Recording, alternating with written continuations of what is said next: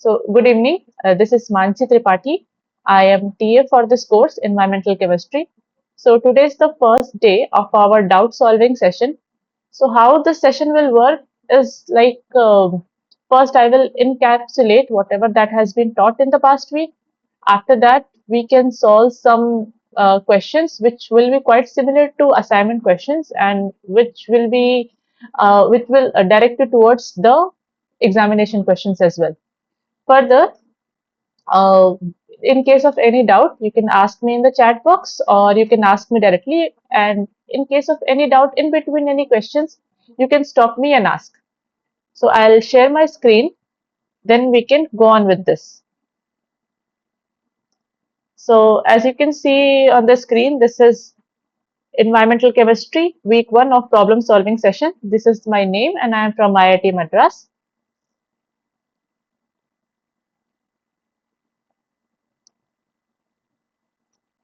Just a second.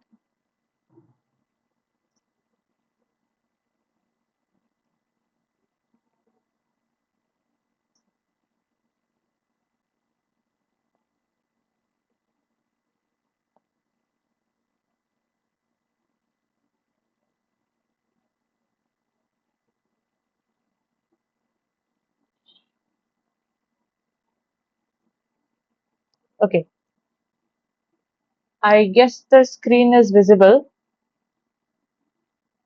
This is visible this way better. So, first of all, the sir has taught about the fundamentals of equilibrium and kinetics.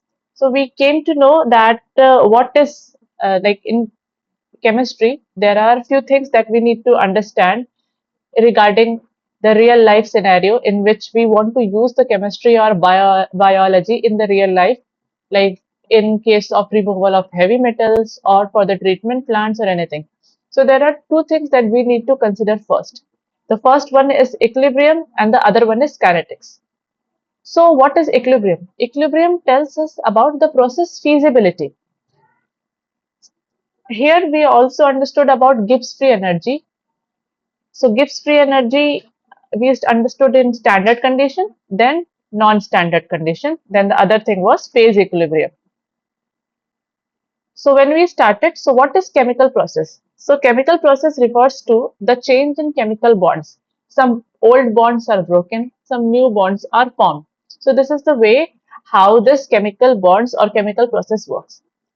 Secondly, there were two terms that I have told before. One was equilibrium and the other was kinetics. So what was equilibrium?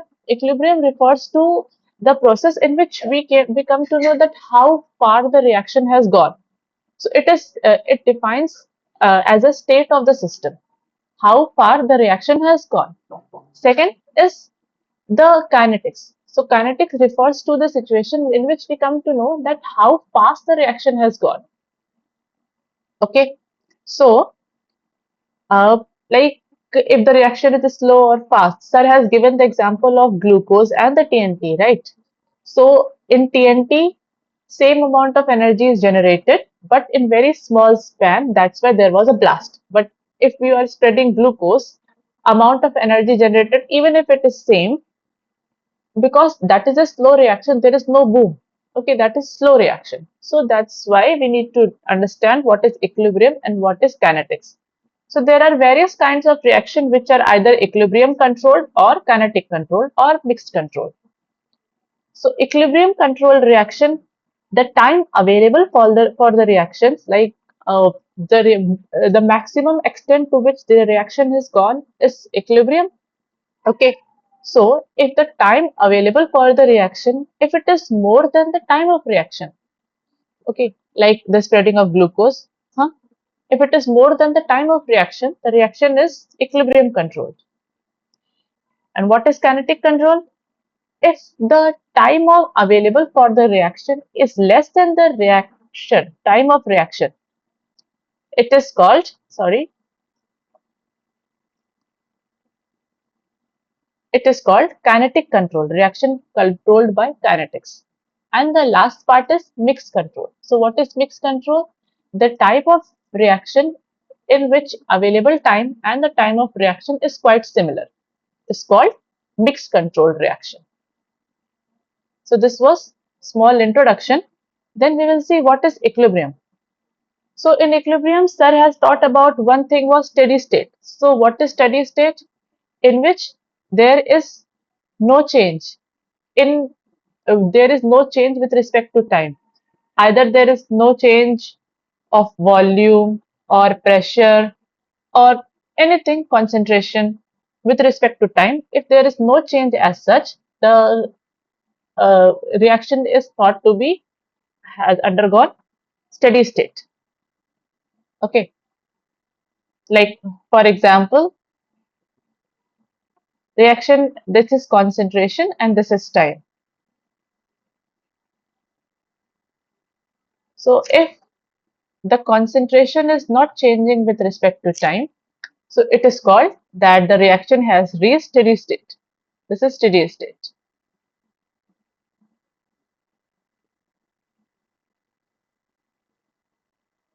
We studied about equilibrium also, and here we studied about Gibbs free energy. Gibbs free energy. So change in Gibbs free energy is what we study. So Gibbs free energy is a state variable, means it does not depend upon the path how uh, how from one state it has gone to another, but it depends upon the state. So Gibbs free energy is just the state, like G1, G2. It does not matter how one has gone from this state to this state or from G1 to G2. It's just about the state. We also studied about enthalpy, entropy, and Gibbs free energy change. So this is the change. This is delta G. Changes. And what is delta G? Is equal to delta H minus T delta S. Okay. This is the Gibbs free energy change. So this is enthalpy, means heat energy or any energy. Enthalpy.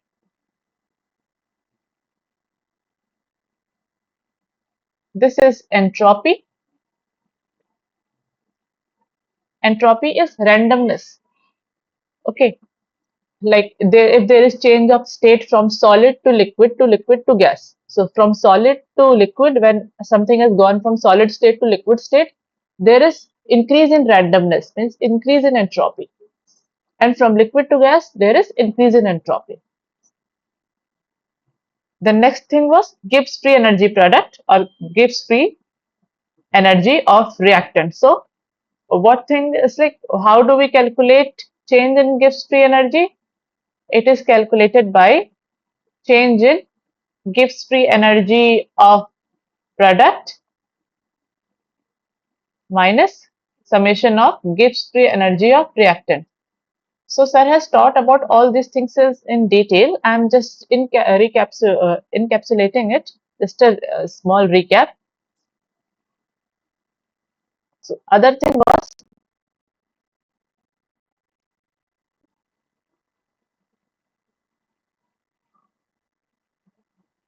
so one was standard condition and the other thing was non-standard condition. So what was standard condition? Standard condition is, I will share all these notes with you as well. So standard condition is when the temperature is 25 degrees Celsius. I'll change the.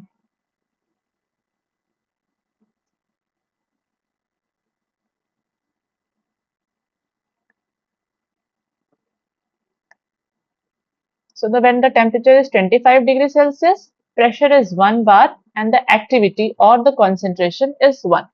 So these conditions are called standard condition. So when there is change from the standard condition to non-standard condition, okay, so the formula or the things for Gibbs free energy are changed. So we understood from this graph was there. So Gibbs free energy versus extent of reaction graph. So when the Gibbs free energy becomes negative, means slope of Gibbs free energy becomes negative, this is feasible.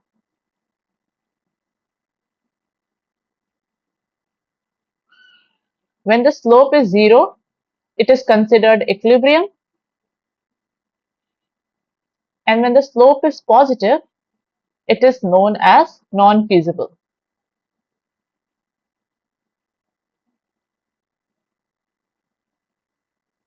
So coming to non-standard condition, so there are three things which can make any condition standard or non-standards.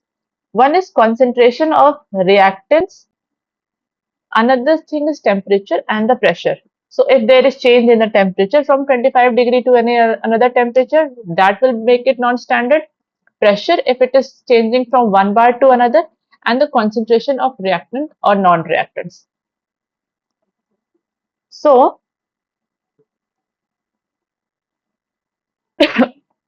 other thing is reaction quotient or ion activity product. This was one thing that we have been taught about. So what is reaction quotient? So reaction quotient is nothing but the product of, like, if there is one reaction, let's say A plus B leads to C plus D. Okay, and let's say this is the stoichiometric coefficient. So what is reaction quotient?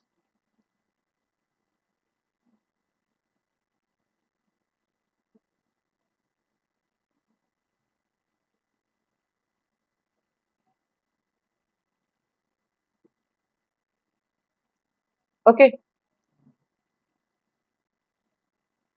so this is reaction quotient or the equilibrium concentration. If these products, if we found in equilibrium, then it will be in case of equilibrium, at equilibrium, at equilibrium, Q will be equal to K. And there are few relationships also that are formed between Q and Gibbs free energy or QK and Gibbs free energy.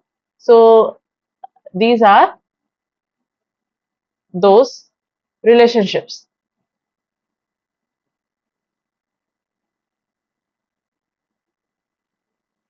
Further, we know that when Q is greater than K, delta G will be positive. Means the reaction will be non-feasible because delta G has to be negative for to make the reaction feasible.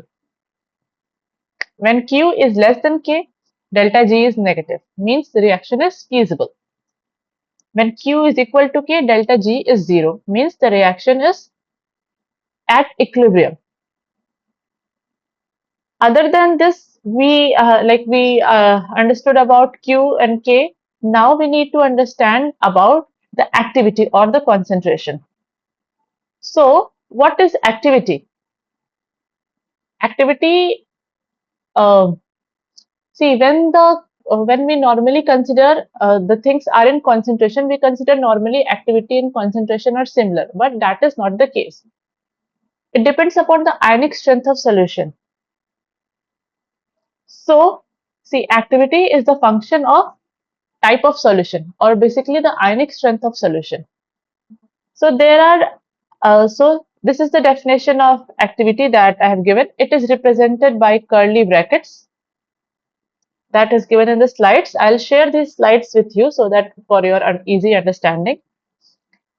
So how this, see, activity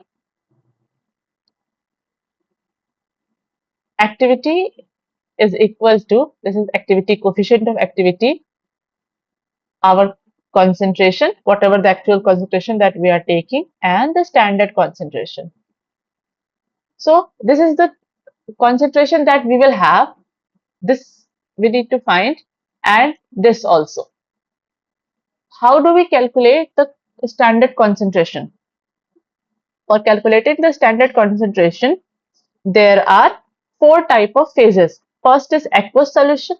When we talk about aqueous solution, we measure everything in molar concentration. Molar concentration is mole per kg. So 1 molar concentration is considered actual solution, standard concentration. Second is liquid solution. For liquid solution, we basically deal with mole fraction. So mole fraction can be 1 Okay, in case of standard solution. Other thing is gaseous solution. In gaseous solution, partial fraction is taken or partial pressure is taken. Other thing, next is solid solution. Here also mole fraction is considered.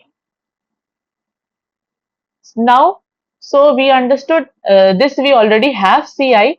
C standard we now know how to calculate. Now the next thing is activity coefficient. So how do we calculate this activity coefficient? For determination of activity coefficient, it depends upon ionic strength, as I have told. So there are various formulae that sir has taught that we can use to measure the activity coefficient. So for that, we first need to know the ionic strength of solution. Ionic strength. So how do we calculate ionic strength? Ionic strength is 0.5 multiplied by summation of Mi into Zi square. What is Mi? Molality of the component I. So because we are dealing with aqueous solution in our case, so that's why I have written molality. Otherwise, it can be molarity also. There is 3 to 5% change between molarity and molality in case of aqueous solution. Other thing is charge on the component I. That is charge on the component I. So we will solve some question also to understand this properly. So once we get the ionic strength, we can use, there are many formula. We can use one formula as Debye-Huckel limiting law. That is most commonly used. Sir has given another for other formulas also. You can go to the lecture and refer that. So if the ionic strength comes out to be less than 0.005 mole, then only this formula is used. So log activity coefficient is equal to minus AZ square under root I. I is our ionic strength if it is less than 0.005 only. Now, what is A? A is 0.51 and this is the unit for the same. So we know that if the I will increase, see, if we are increasing the I, what will happen? Since there is negative signs, there will be decrease in ionic activity, right? There will be decrease in activity, right? Because there is a negative sign. Okay. So if the ionic strength of the solution will of the solution will increase, then there will be decrease in the activity coefficient. And when there is decrease in activity coefficient, what will happen? Overall, the activity of the solution will decrease. Means it will go far away from the concentration. So now we understood the difference between the concentration and activity. If the solution is very dilute, means there is no interaction between the two particles, then the activity and concentration are similar. But if there is some interaction, means if there is more ionic strength, what will happen? There will be some interactions between the particles.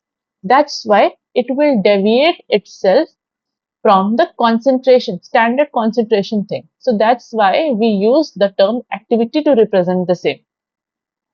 If the solution is very dilute, like ideal solution, then activity will be similar to the concentration.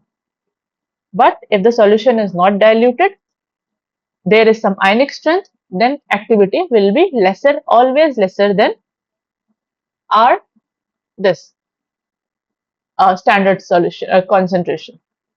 Okay, so this I have explained. Now the other standard condition was, one was concentration, means a concentration either of reactants or non-reactants. Second is temperature and the third is pressure. So let's talk about temperature. When the temperature is not 25 degrees Celsius, so this is the formula. Sir has explained very well. If the temperature is not 25 degrees Celsius, what will happen? So I'm just giving this formula. You can note it down so that we can calculate the KT and KT values, means equilibrium constant at that particular temperature. We know about T naught. T naught is 25 degrees Celsius, that is standard one. This is the formula. KT upon KT naught is equal to exponential of minus delta H naught, our enthalpy, divided by R, multiplied by T naught minus T divided by T naught. So this is called Van 't Hoff equation. So we know if the temperature is more than T naught, standard temperature, then the KT will be less than KT naught. And if the temperature is less than T naught, the equilibrium coefficient will be greater than KT naught. The other thing is pressure. So standard pressure is 1 bar. Temperature is 25 degrees Celsius. The reaction means the concentration is very dilute, and the pressure is 1 bar. These are standards. So now pressure is, if not equal to 1 bar, then this is the formula that we will use. So how this works? Kp upon Kp naught is equal to exponential negative delta Vi, means change in volume, pressure minus standard pressure divided by RT. So when pressure is greater than P naught and at positive volume change means one thing is broken down into multiple things. So if the moles are increasing, so that is positive volume change. Okay. So at that time, what will happen? If pressure is greater than standard pressure, then eventually what will happen? Kp means equilibrium coefficient at that pressure will be less than the standard pressure.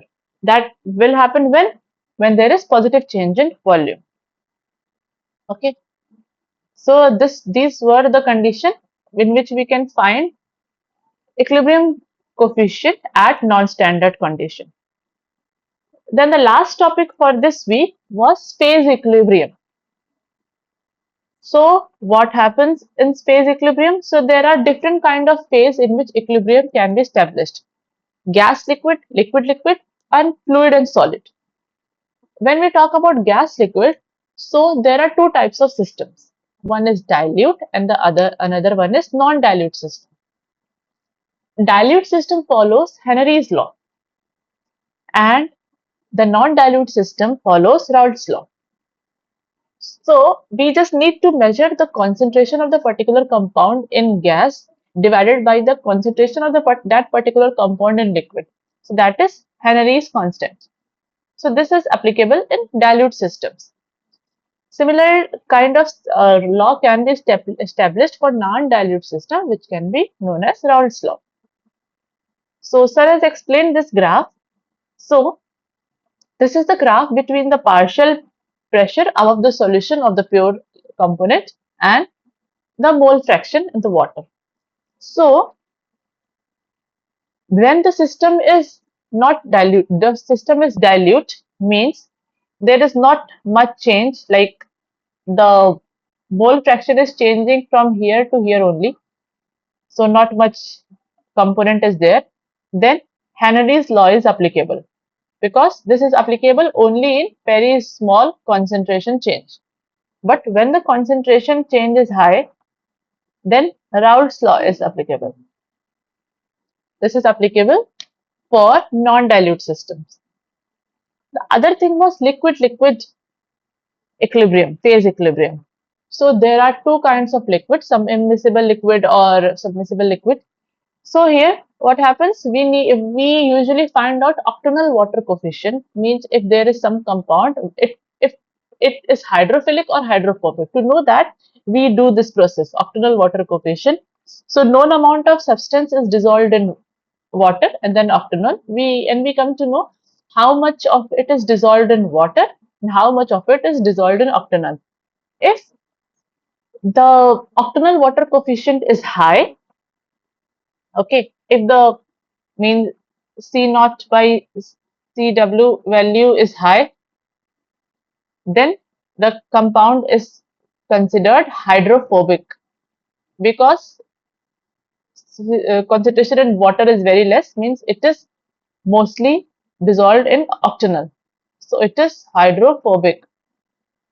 And if this value is less, then the compound is hydrophilic.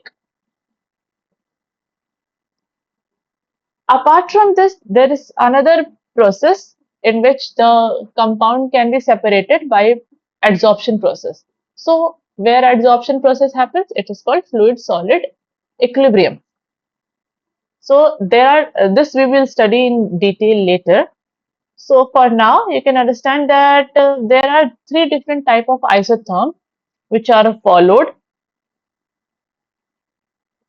Okay, one is linear isotherm, Langmuir, and Freundlich. Apart from these three, there are many more isotherms as well. Okay, so but these three are the most common.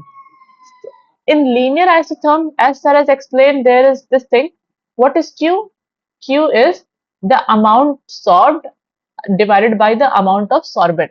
Sorbent is the surface on which the compound is adsorbed. So let's say this is the surface,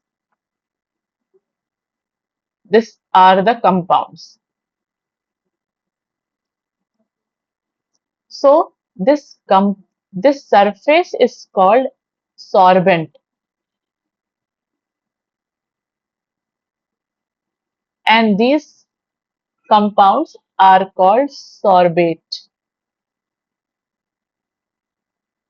Okay, spelling the difference is there. Sorbate, which we want to remove or which we want to get sorbed on the surface, and the surface itself is called sorbate, and the whole process, okay, is called sorption. Now, the important thing is if the if these particles are getting if these particles are just getting adsorbed on the surface, they are not going inside. This is called adsorption.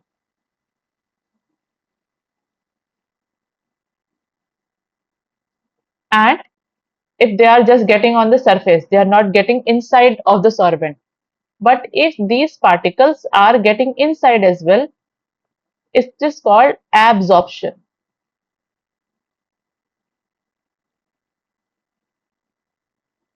Combining these two processes, adsorption and adsorption plus absorption. When we combine these two processes, it is called sorption. So that's why we have used this common terminology in this chapter. Okay. Now, since we have encapsulated all the things that Sir has taught in this present week, so now we can start with some questions. So what we can do, there will be few questions, and I have few options for them as well, and there are some questions in which there is no option. So some questions will be memory based as well. So we can take these questions, we can solve them, and I'll tell you answer in the next slide. We can take few minutes and solve them. So the first question, see, this course is mostly for the postgrads, so that's why few smaller things are left out from the lecture, but just to remind you of all those things, we have included them in the questions. You might have seen the assignment questions as well. All these type of questions are there. So assignment questions are quite similar to this question that we are going to study now. So the first question is convert the given concentration to equivalent units or milliequivalent units. Why milliequivalents? Because the concentration are already given in milligrams per liter. So that's why we are calling them milliequivalents. We have calcium sulfate as 136 milligram per liter, magnesium as 240 milligrams per liter, calcium carbonate as 400 milligrams per liter. And these are the atomic weights. And now these are the options that how much milliequivalent we have got. So please try to solve this question. So I'll also solve with you, solve this question, and if you know the answer, you can write it in the chat box.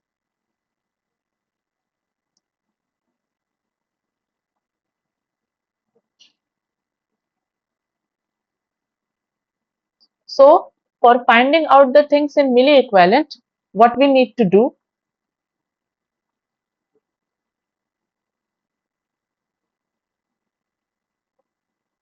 So first of all, we need to find the gram equivalence. Gram equivalence is the molar mass, gram equivalent, molar mass or molar molecular weight divided by the charge that they will have in any reaction.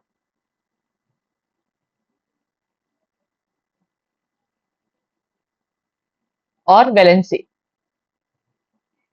So first one is CaSO4.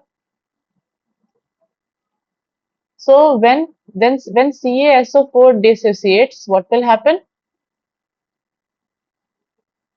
One will be Ca2 plus and other thing will be SO4 2 negative. So what is the charge on the compound? It is 2. So that is the first thing that we should know. Second thing is we need to find out the gram equivalent. How to find that out? Just let's find out the sum of the molar mass. For calcium, molar mass is 40. For sulfate, molar mass is 32. For sulfur, molar mass is 32. For oxygen, molar mass is 16. And how many molecules of oxygen are there? How many atoms? 4. And we need to divide it by this N, valency, 2. So this is what we got, the gram equivalent. So I'll calculate with you. Please let me know if I'm doing anything wrong.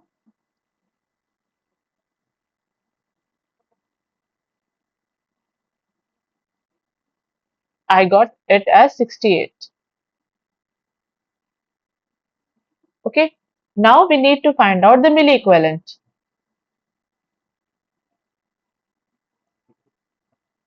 Milli equivalent will be just the given concentration divided by the gram equivalents or milligram, because these things are in milligrams, so milligram equivalent. Uh, Gram equivalents in this case. So we just need to divide it by 136 milligram per liter divided by 68. What we got?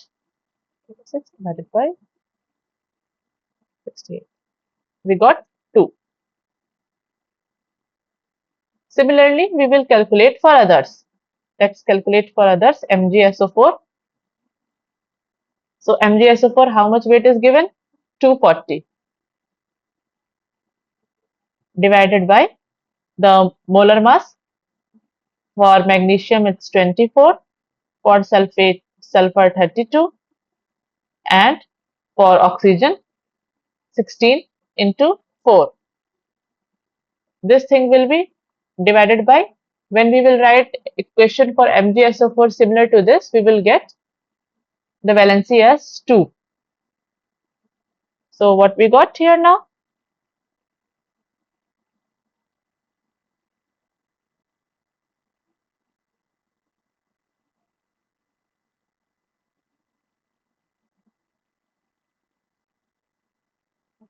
Four. Please check my calculations as well.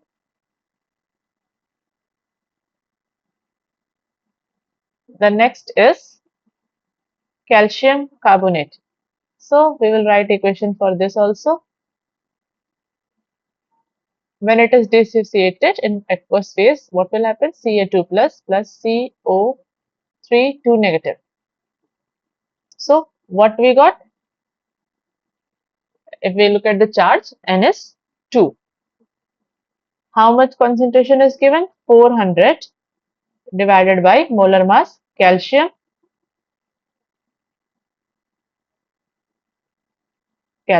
40 plus carbonate 12, oxygen 16 into 3. This whole thing will be divided by 2. Okay, let's calculate.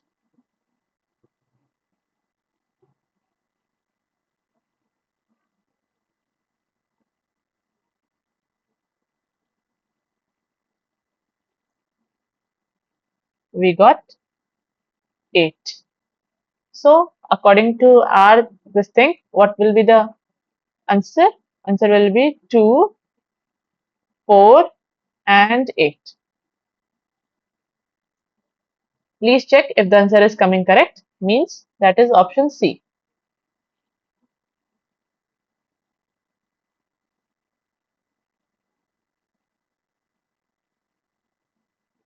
So yes, as we have calculated, this is the answer that we have got.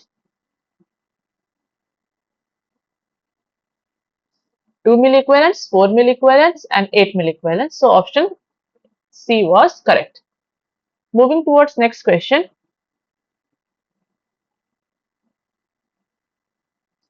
Question number 2 is, convert the given concentration into molar units or millimolar respectively. So we have it is the similar concentration that we have got. All these things are milligrams per liter. We just need to convert them into molar units. So how do we calculate molar units into molar units? Just weight divided by molecular weight.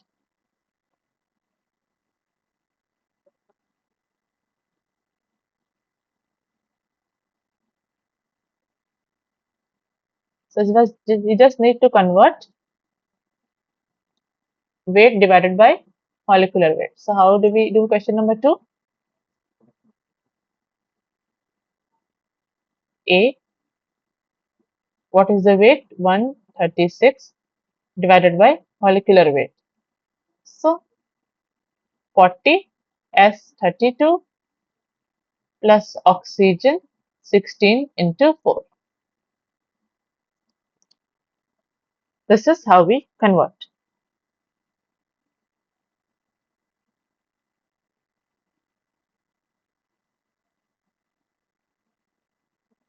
Or what else we can do?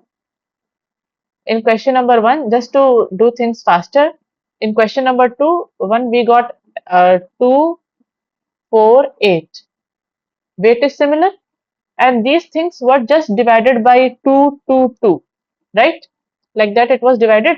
So what we can do, we can just multiply by the milliequivalents. We can just multiply by the milliequivalents. Not milliequivalent, yeah, not milliequivalents, but the valency that we have found. We can just multiply it by the valency and we will get the weight and molecular weight. So what we got? It's 4. Just a second.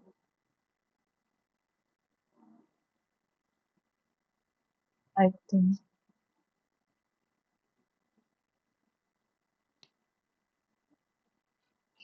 Oh, sorry. We need to divide it because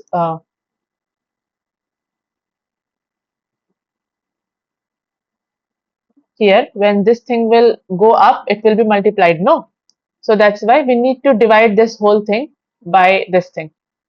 We need to find for finding anything in moles or molar thing.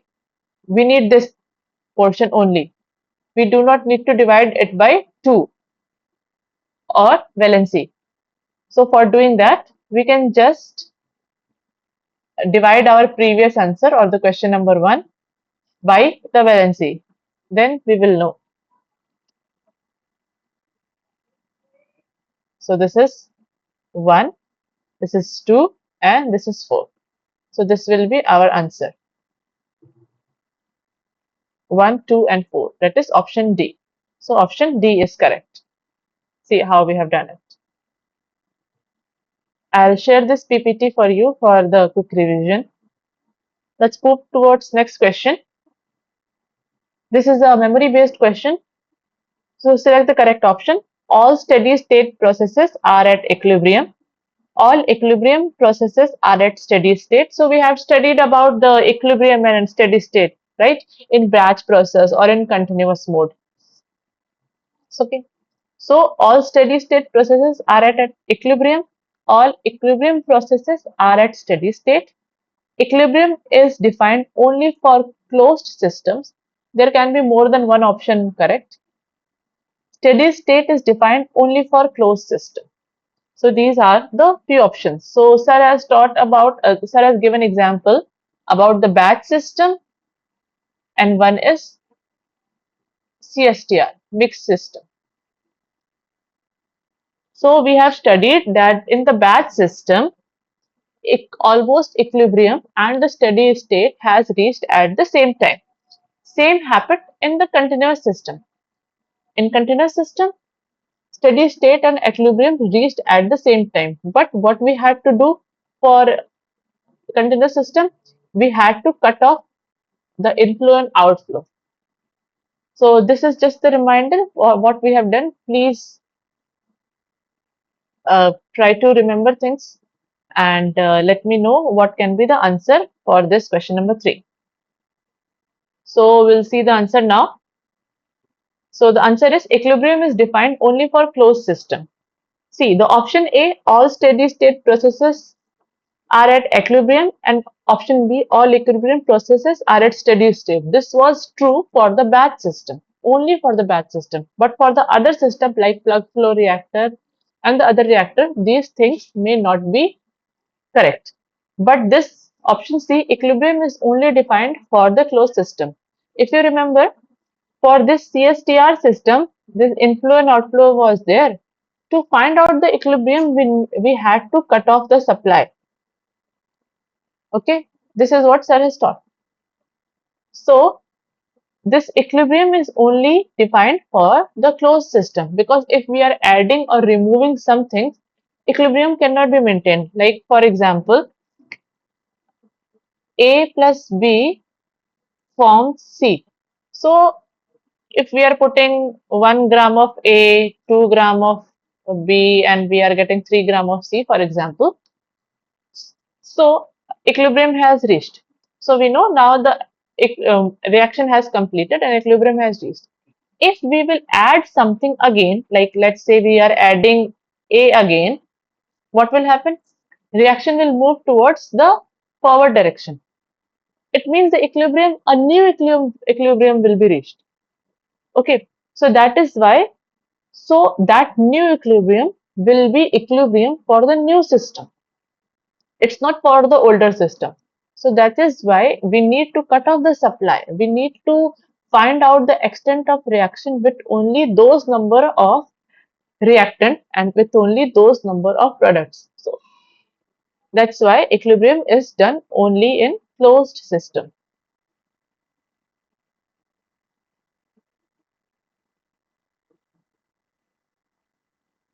Now the next question is benzene. Next question is benzene is dissolved in water to form solution of 1 liter with a concentration of 55.6 moles per liter. The initial concentration of benzene is in pure organic solvent, pure organic liquid form is 800 milligrams per liter. So what is there? We need to find, like our target benzene concentration is, target benzene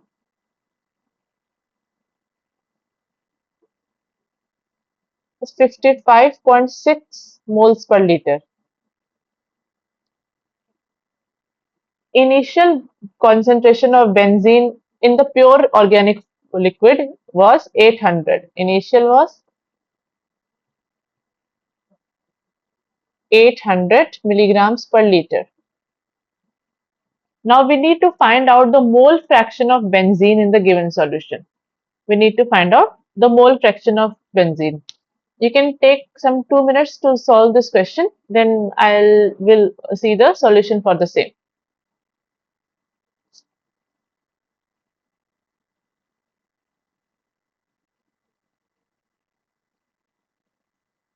This is numerical question. You can use the calculators as well.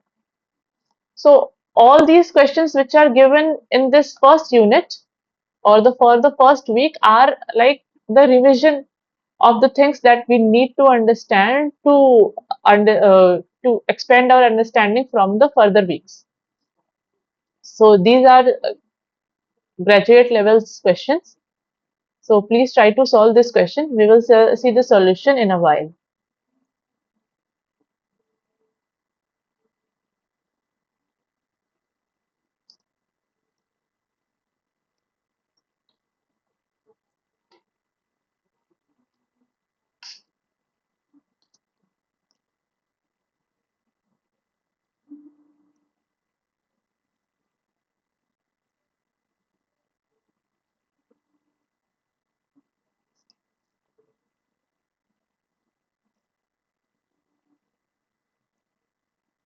Okay, we'll see the solution now. It's very simple. It's just the mole fraction of benzene is equal to moles of benzene divided by total moles of solution. Okay, so first of all, we need to know the what is benzene. Benzene is C6H6. Hmm. So if we need to find out the molecular weight, what will be the molecular weight? Is will be for carbon, it's 12. So 12 into 6 plus for hydrogen, it's 1. So 1 into 6. So this is what that has been done. So we first of all we need to find out the moles of benzene. So what is the moles of benzene? Just given it's 800 milligram per liter, right? Divided by 12 into 6 plus 1 into 6. Now this is calculated in gram moles. This is calculated in gram moles, right? And this is in milligram per liter. That's why we need to convert this milligram into gram. So that is why we are dividing it by 1000. So this is what?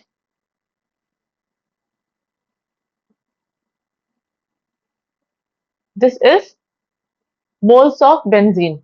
We have calculated the number of moles of benzene.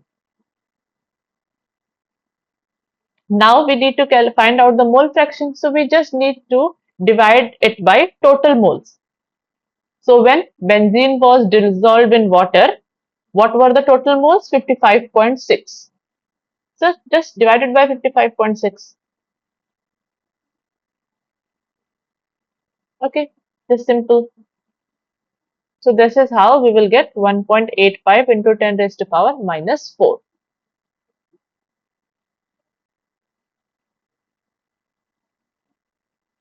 Moving towards next question. Question number 5 is, now we need to calculate the Gibbs free change in Gibbs free energy. When this triangle is made, it is called change in Gibbs free energy. We need to find out the change in Gibbs free energy. So this is our reaction. 2FeO is uh, combined with oxygen. It is converted to Fe2O3. Okay, so this is simple reaction of rusting of iron. So we need to calculate the Gibbs free energy. Also, we need to find out if the Gibbs free energy, whatever we will get, is the reaction is feasible or not. That we have seen multiple times that rusting of iron. So we know it is feasible reaction. We will follow. We will find out the same by using some mathematics. So we have Gibbs free energy of formation for iron, for FeO, Fe2O3, FeO, and we have for oxygen. See, as you can see, for oxygen, Gibbs free energy of formation is given 0. So why? For any pure element, oxygen or any pure element, Gibbs free energy, oxygen, hydrogen, sulfur, all those things, single pure element, the Gibbs free energy of formation is 0. Okay, so we have all this data. So we know how to calculate Gibbs free energy. It is just reactant minus Gibbs free energy of product minus Gibbs free energy of reactant. So how do we calculate that? What is the Gibbs free energy of product? Fe2O3. What is that? So what is Gibbs free change in Gibbs free energy of product minus change in Gibbs free energy of reactant? So what is the Gibbs free energy of product here? Fe2O3. That is, use it with sign 742.7. Now minus, now we will subtract the Gibbs free change in Gibbs free energy of reactant. So reactant, that is 2 Fe2O and half of O2. So now when we will write of Fe2O, then we will multiply it by 2, then Fe2O is negative again, then we will write 251.1 plus the other thing is oxygen, right? For oxygen, it was 0, 0. When we will solve this equation, please be careful with the sign, okay? If the reaction is reversed, right? If Fe2O3 comes to reactant side and the other things go to product side, the sign of these Gibbs free energy will change, okay? The values will be similar, but the sign will change. So be very, very careful with the sign that you are using. It is always product minus reactant. So as we can see from the solution, then the product minus reactant came out to be option C, that is minus 240.5, and we can see that the answer is negative. So when the Gibbs free energy is negative, then what it means? It means that the reaction is feasible. That's why if we put any iron or anything in rain or in water, it is rusted. So this rusting reaction is very feasible because Gibbs free energy is negative. Moving towards next question.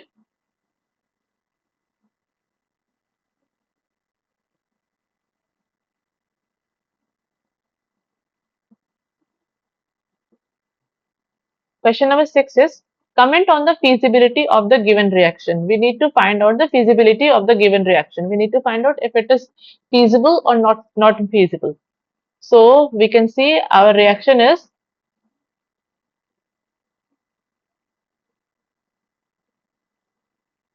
HOCl plus H2O. It is being converted to hydronium ion plus OCl negative.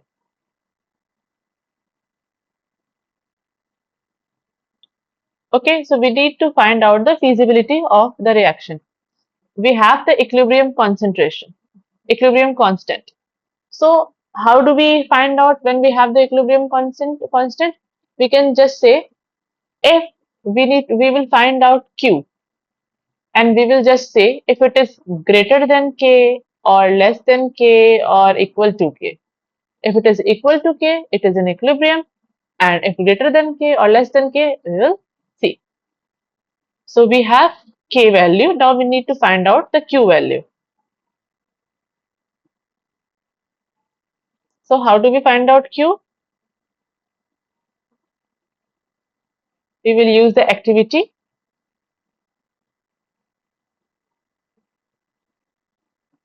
OCl negative divided by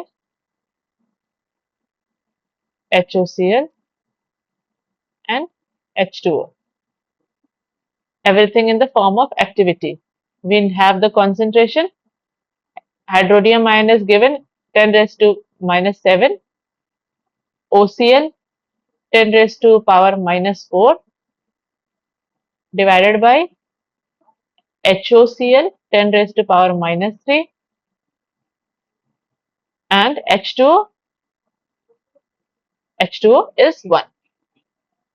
So what we got? We got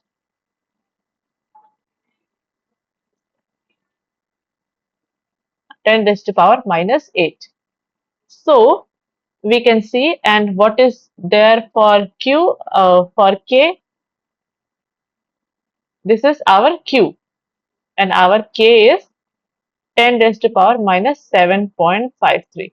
So we can see that 0.8 is less than minus 7.53, right?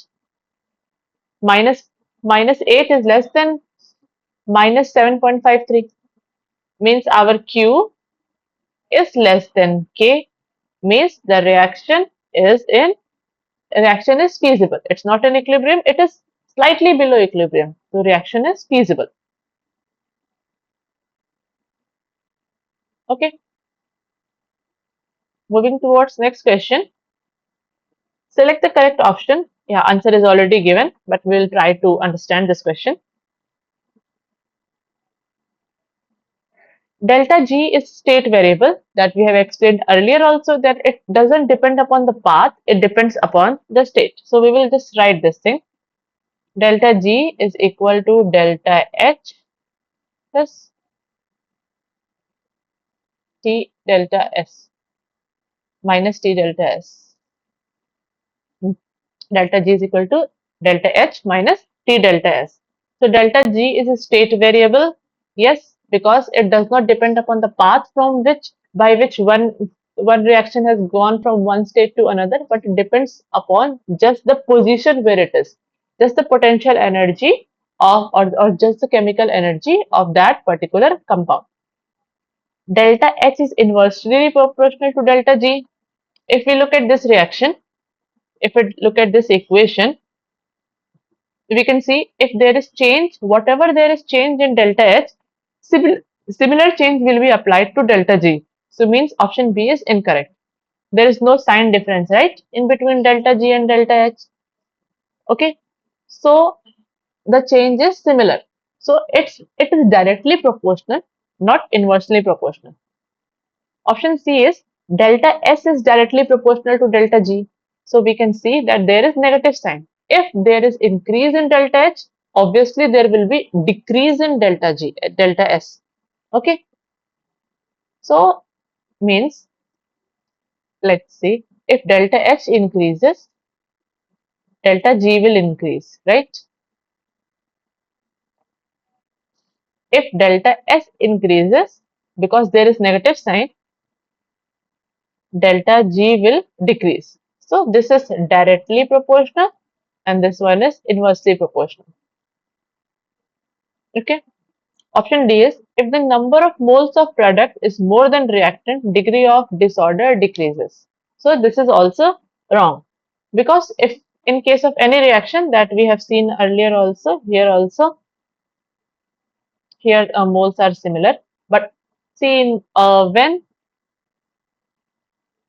if the number of moles of product is more, means like 5 moles were there in reactant and in the product there are 10 moles, it means the S means degree of randomness, degree of disorder or degree of randomness, or S, it has increased. If there is increase in number of moles, randomness has increased. If there is decrease in number of moles, randomness has decreased. So randomness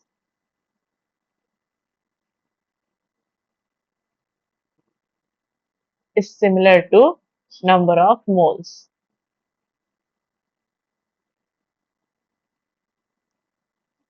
So among this, only one option is correct, that is delta G is a state variable.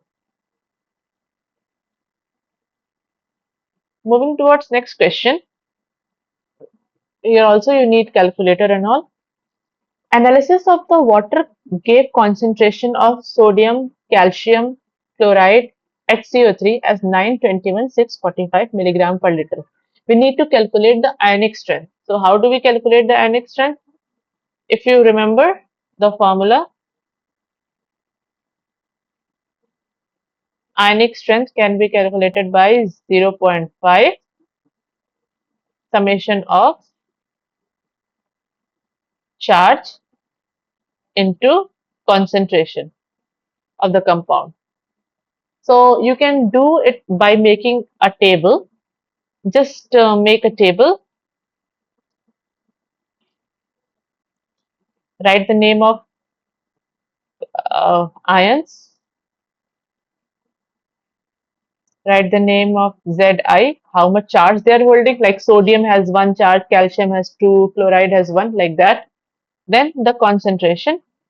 Now you can write here Zi, Ci, like this. You can draw the table. You can take 1 or 2 minutes and you can make this table and write. Sorry, this is Mi or Ci Zi square. Sorry for this thing. Anyway, the formula is given in the question as well. Please use this and make the table. You can take 1 minute or two, then we will see the solution.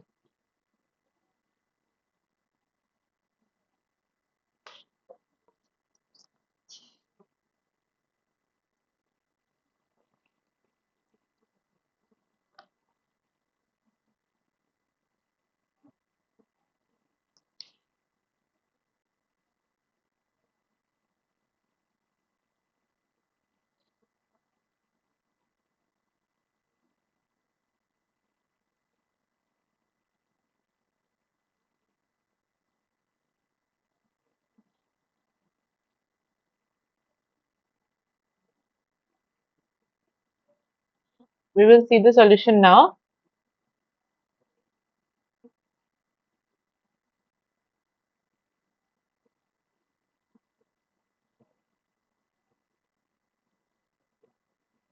See how we can do this. We have our components. So the formula is we need to find out the molar concentration. Molar concentration will be concentration, the weighted concentration divided by the molar mass. So this is, we have the molar concentration for everything. We have the Zi, the charge upon the concentration, the charge upon the components, Zi square, and this we need to multiply it, Mi Zi square. So this is what we got, Mi Zi square. We just need to multiply it by 0.15 because this is a formula of the ionic strength, and this is what we got. Ionic strength is 1.7 into 10 raised to power minus 3. Coming towards next question.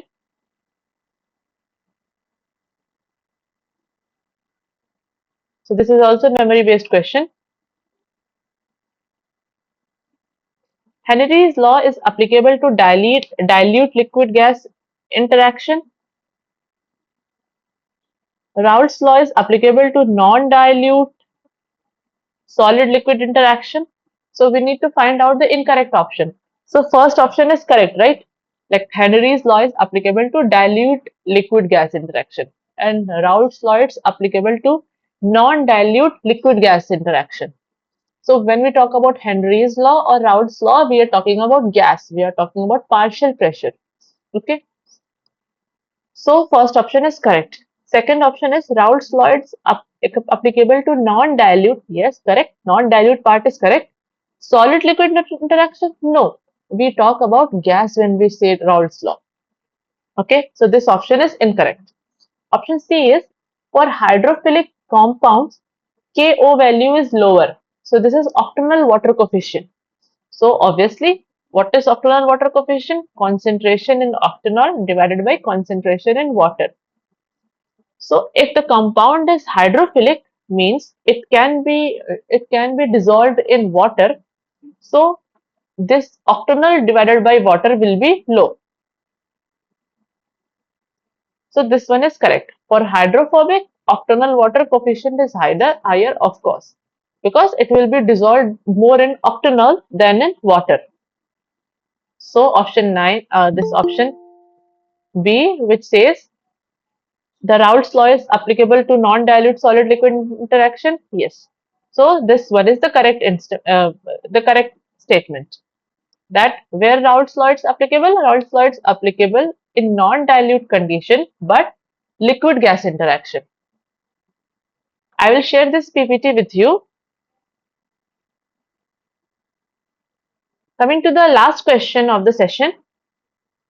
The small amount of energy available in methanogen process forces the microorganisms involved in very efficient cooperation. So actually this example is from the anaerobic digestion process. In anaerobic digestion process, what happens? Any solid waste or any compound is there in which there is microorganisms acts on them, but in the absence of oxygen. So there are various stages by which this compound is converted to gas or waste.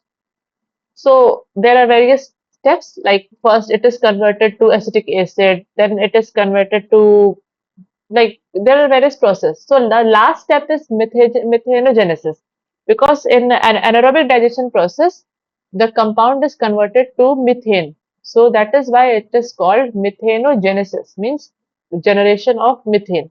So it is done by some methanogenic bacteria. So at this time you don't have to learn this thing, but it is just that this example is taken from that extract. So that's why I'm giving you this extra information. So the small amount of energy available in methanogenic process forces the microorganisms involved in very efficient cooperation. In many cases, Neither partner can operate without the other. That is, together they may exhibit a metabolic activity that neither one could accomplish on its own. So, microorganisms are dependent upon each other. Okay, so such cooperation are called synotrophic relationships because synotrophic because they are dependent upon each other. A typical example is Methanobelicis Melanisky culture, which is a culture of two partner organisms, strain S and strain MOH. These two strains cooperate in the conversion of ethanol to acetate and methane by interspecies hydrogen transfer as follows. Means these two strains convert ethanol to acetate, okay, and one converts, but there is some hydrogen transfer because actually what happens in such reaction, if hydrogen is accumulated, it will disrupt the pH. If hydrogen is accumulated, it will disrupt the pH. If the pH is not proper, these bacteria may die. So in one reaction hydrogen is created, okay. So what other bacteria does, it takes hydrogen from that reaction and utilizes it. So the pH is maintained in the optimal range. So that is why these two bacteria work together in pair. So you can please note down this equation. We'll see the question in the next slide. You can please note down this equation.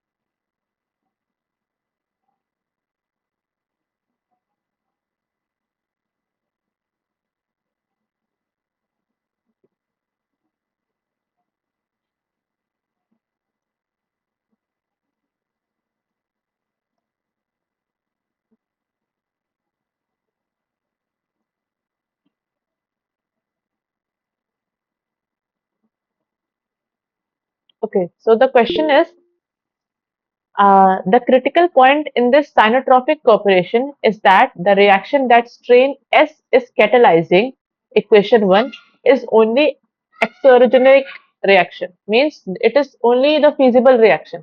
Other reaction is not feasible. Okay. Because how it is feasible? The delta G is negative. If the H2 partial pressure or the corresponding H2 concentration in the aqueous phase is low enough, so that is how, when it is feasible, as I told you, na, the concentration of H should not increase, means there should not be abrupt change in pH. So that's why in one reaction when H is created, the other reaction takes out the H. How the pH is disrupted? pH is what? Nothing but negative log of H ion, right? So we need to maintain this H value. So it is feasible only when the concentration of H is less. So hence strain MOH must remove hydrogen efficiently from the solution. So this is the important things that we need to know in any methanogenic reaction. Calculate the maximum pH2, that is H2 partial pressure, at which strain S can just gain some energy from catalyzing equation 1 at pH 7 and 25 degrees Celsius.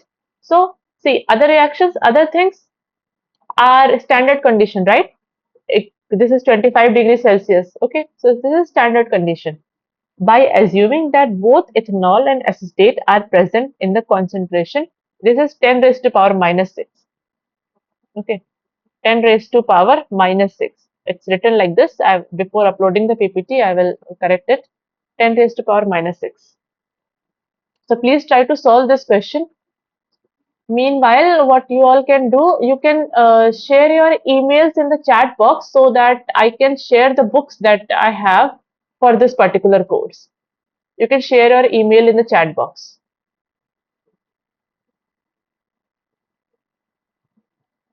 Or you can share your emails if you don't want to share it in the chat box. You can share your email at this website. There is one option, you can use that. Or you can, it will be better if you can share that just in the chat box.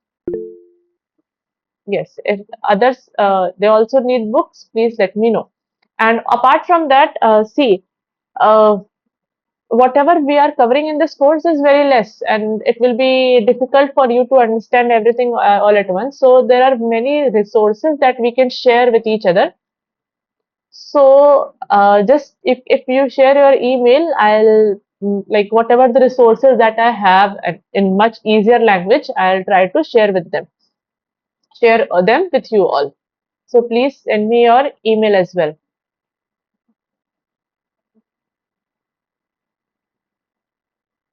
Thank you. Apart from this, if there is any doubt, if you get in the middle of the session, like if I'm sharing the books, and if you, in case there is any doubt, you can contact me at my website. You can drop a question there. I'll be happy to solve it with you all. So this is a learning process. So there will be many things that you will learn. I'll also learn with you. So please try to solve this question.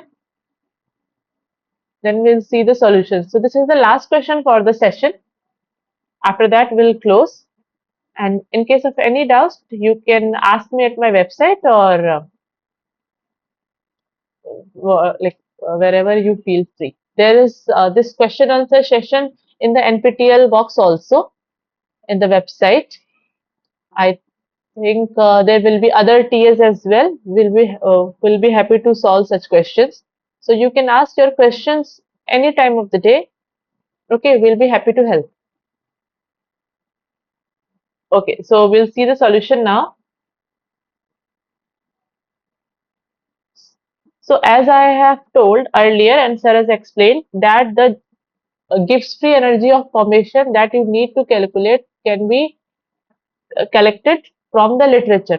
So this is from the book. I'll share this book from where you can get all these formation values. So as I have explained, for pure compounds like H2, H plus, the energy of formation is considered zero. So we will calculate the Gibbs free energy for the first reaction. What was the first reaction? This was the first reaction. This ethanol and acetate reaction. This is the first reaction. Actually, this placement is wrong. Just a second. This acetate is CH3COO negative. That one is acetate. Okay. This H2O is water. This acetate should go to the other side of the reaction. So this is the first reaction. We just calculated the Gibbs free energy, Gibbs change in Gibbs free energy. So we got 49.6 kilojoule per mole. Okay. So now this Gibbs free energy is coming positive, right? So we need to do something so that this Gibbs free energy, this reaction can be feasible.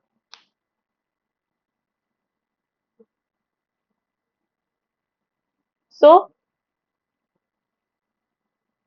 hence under standard condition, this reaction is enderogenic, means Gibbs free energy is positive, that is the reaction is not feasible. Then what we need to do? We need to remove some hydrogen so that the equation can become, so that the Gibbs free energy can become negative or the reaction can become feasible. So in order to get negative free energy of reaction, delta GR of reactant, the term RT ln Q has to be smaller than delta G naught R. So RT ln Q, this is what we got earlier. No, this is the equation that we have studied, the relationship between Q and Gibbs free energy. So this came from that.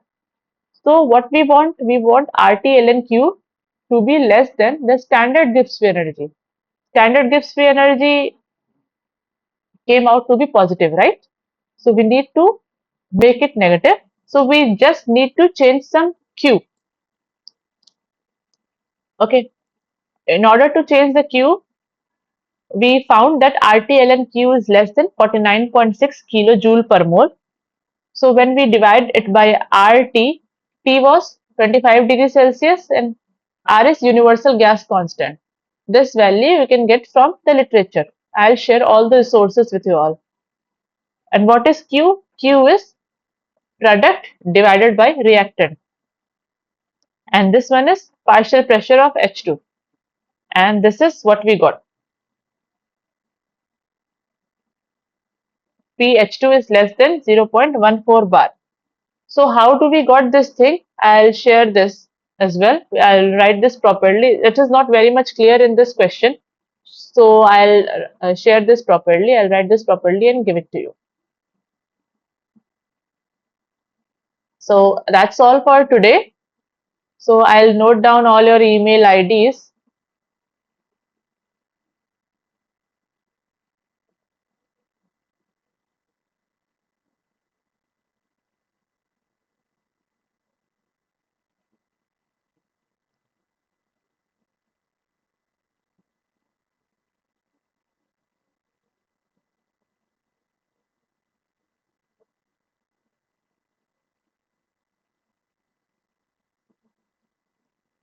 Yeah, I have noted down all the email IDs.